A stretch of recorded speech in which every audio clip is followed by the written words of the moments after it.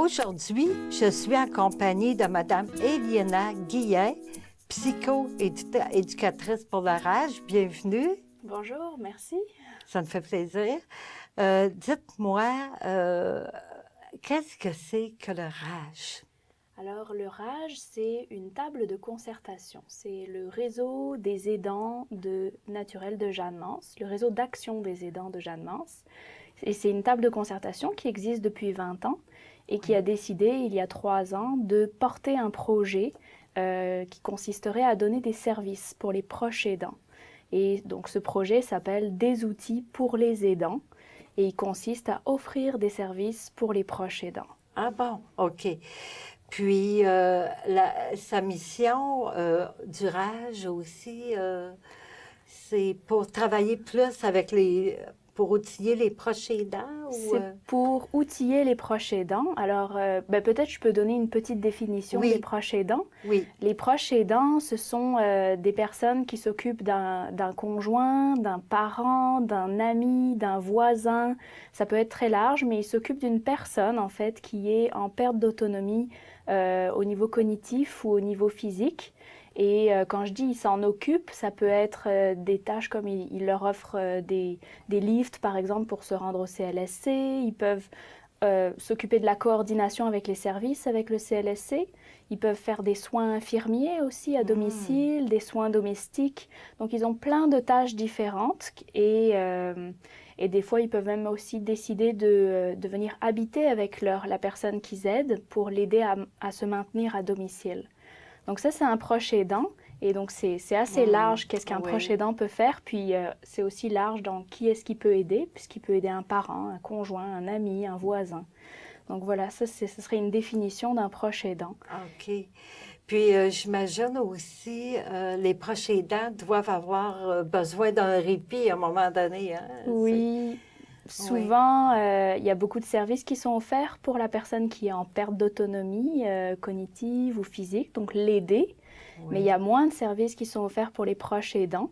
Et donc, c'est le but du projet d'offrir des services. Donc, ça peut être des ateliers de soutien, des groupes d'entraide.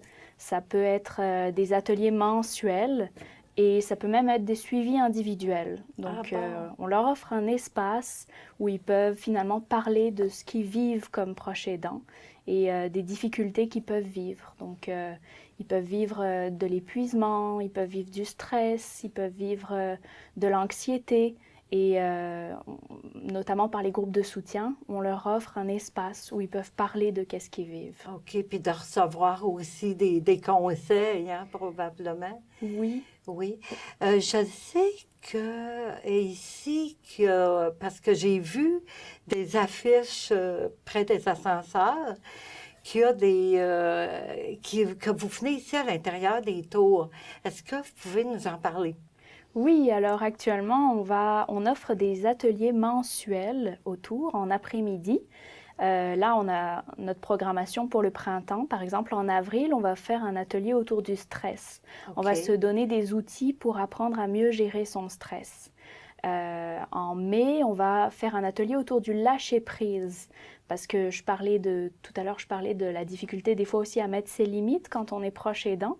Et donc, la difficulté des fois à lâcher prise, à laisser finalement l'aider dans son autonomie, s'il est assez autonome pour faire une tâche, de le laisser faire la tâche qu'il peut faire, plutôt que de le prendre sur ses épaules. Ah bon, OK. Et en juin, ça va être un atelier avec de l'art-thérapie. On va créer quelque chose avec l'approche de l'art-thérapie. De l'art-thérapie.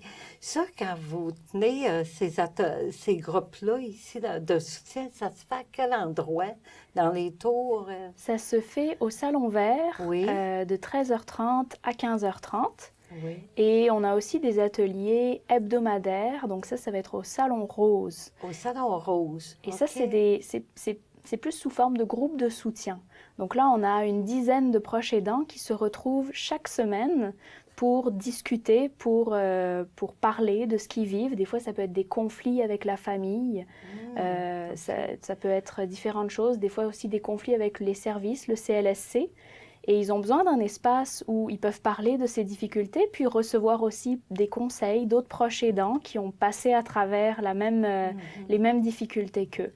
Et donc ça, c'est nos groupes de soutien et on voit vraiment une forme d'entraide qui se crée au fur et à mesure des semaines, parce que c'est quand même sur 9 semaines. Sur 9 semaines. Donc les proches OK. aidants, ils se connaissent de plus en plus au fur et à mesure, puis l'entraide, on voit vraiment une forme d'entraide qui se crée dans le groupe, les uns portent les autres quand les autres sont plus en difficulté, et c'est fort de voir cette entraide. Pour une personne qui est proche aidante, mais qui est rendue épuisée, est-ce que ils peuvent aller vous voir, en parler individuellement au lieu d'être devant un groupe ou comment ça fonctionne?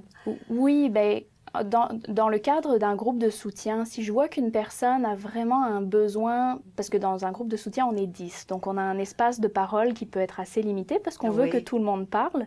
Mais si je vois qu'une personne a besoin de plus que ce que le groupe peut lui offrir, là, je lui propose des rencontres individuelles. Ah bon? Et ça peut être des rencontres ponctuelles, en fait, jusqu'à 5 rencontres où on se rencontre en individuel et où là, elle peut vraiment aller plus en profondeur dans les difficultés qu'elle vit.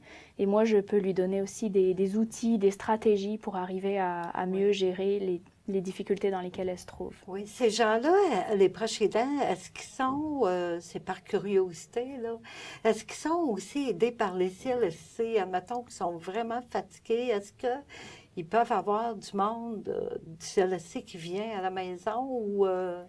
Alors, le CLSC, il vient à la maison, mais pour l'aider. Ah, pour l'aider. C'est ça. OK. Mais de plus en plus, on a des travailleurs sociaux qui se rendent compte quand ils voient le proche aidant qui est épuisé, qui est vraiment stressé, de plus en plus, ils nous réfèrent à nos services. Donc, le CLSC connaît de plus en plus le service qu'on offre. Et il n'offre pas des services pour le proche aidant, mais il le réfère à nos services pour que le proche aidant qui est épuisé puisse venir se ressourcer à nos services. Oui, parce que j'ai entendu parler qu'il y en a qui peuvent même perdre leur emploi à force d'aider ou des choses comme ça. Ou... Oui, des fois, il y a plusieurs rendez-vous d'urgence, d'amener l'aider à l'hôpital. L'employeur ne comprend pas les absences, que le proche aidant il est obligé de s'absenter de son travail. Puis des fois, effectivement, il peut décider lui-même de quitter son travail parce qu'il n'arrive plus à gérer les deux. Dans les cas les plus extrêmes aussi, l'employeur peut décider de licencier le proche aidant s'il n'y a pas une compréhension de ce que le proche aidant vit. Donc ça peut aller très loin, effectivement. Des fois, le proche aidant décide de se consacrer à plein temps au maintien à domicile avec l'aidé et donc de laisser son emploi ou de le prendre, de garder son emploi, mais pas à temps plein, de le prendre à temps partiel. Oui. Puis si dans la famille, puis qu'il n'y a pas de gens qui aident, bien là, c'est encore plus lourd pour l'aidant, le proche aidant, c'est encore... Oui. Des fois, il se retrouve isolé, la famille veut bien l'aider, ou alors il y a des conflits dans la famille, ils veulent le mettre en hébergement, mais lui, le proche aidant, il veut le maintenir à domicile. Donc, il peut y avoir des conflits que le proche aidant, lui, s'il tient son bout, qui veut garder l'aider à domicile, bien, il peut avoir des conflits avec sa famille. Oui, c'est pas évident. Aussi, je voulais savoir, il y a des conférences aussi qui se donnent, hein? Oui, on a des conférences. Là, on a une conférence au mois de juin sur les hommes qui sont proches aidants. Parce qu'on a beaucoup de femmes, on a un petit peu moins d'hommes. Et actuellement, il y aurait 40% de proches aidants d'aînés dans la société à Montréal, québécoise, qui seraient des hommes. Mais on ne retrouve pas ce 40% d'hommes dans nos services. Donc, on voudrait s'intéresser sur c'est quoi les besoins des hommes proches aidants. Est-ce qu'ils se reconnaissent comme proches aidants? Et qu'est-ce que ça serait leurs besoins au niveau des services? Est-ce que ce serait des groupes d'entraide, des séances d'information? Donc, on va vraiment faire une conférence où on va inviter des experts dans la masculinité, être homme au Québec, qui vont nous parler, puis qui sont aussi proches aidants, et qui vont nous parler de comment est-ce qu'ils ont vécu le fait d'être proches aidants en étant hommes aussi. Ah oui, puis cette conférence-là, est-ce que ça va avoir lieu ici dans les taux ou ailleurs? Ça va être au centre de loisirs d'Alexandrie. Donc c'est proche, à côté de la station métro Baudry. Oui. C'est dans le même quartier C'est dans le que même les Tours. quartier. Oui. Fait que j'imagine ça aussi, c'est affiché probablement. Oui, ça va être affiché sur les babillards. On a aussi Oui. une page Facebook, OK. le projet Rage, où on affiche aussi les prochains événements à venir. Donc oui, ça va être affiché, on va le faire connaître.